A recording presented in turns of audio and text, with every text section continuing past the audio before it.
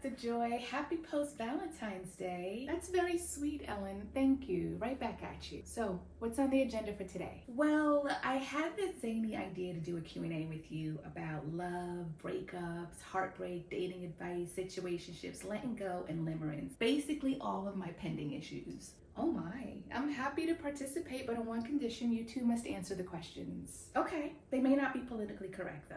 That's fine, just speak your truth. Okay, first question.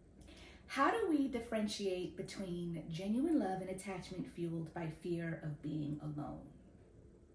Oh, I'm going first? Okay. I believe attachment fueled by fear of being alone breeds confusion, and genuine love comes with clarity. Well stated.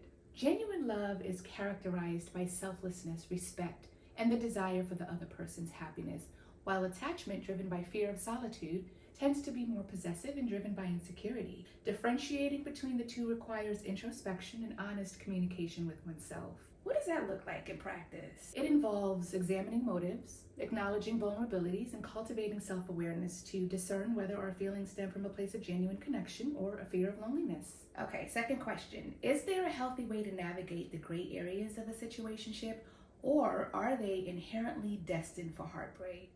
They're destined for heartbreak, period. While situationships can be complex and inherently unstable, they don't always have to end in heartbreak.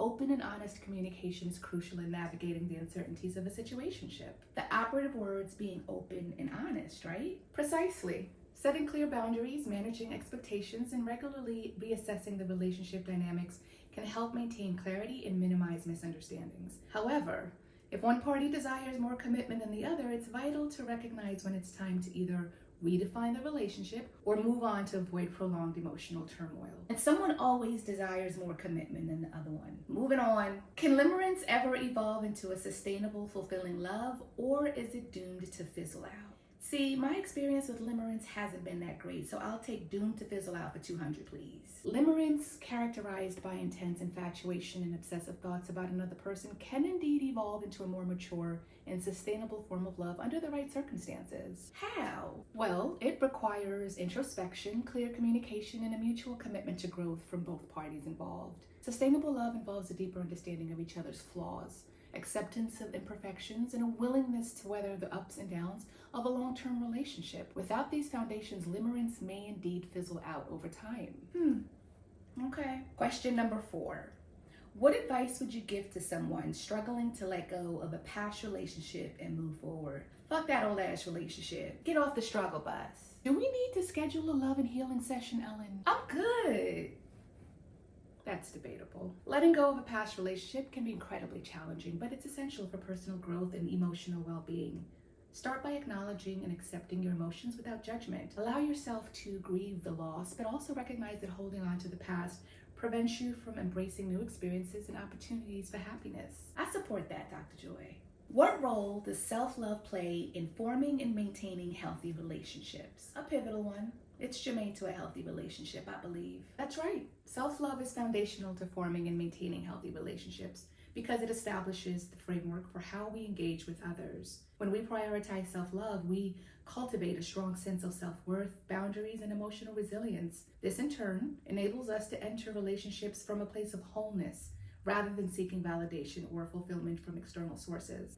How does one strike a balance between vulnerability and self-preservation when entering new relationships after experiencing heartbreak? Ooh, that's a good one. I'd say make sure you've healed from the heartbreak first. I've always subscribed to self-preservation is not selfishness, so tread cautiously without being closed off to the possibility of new love.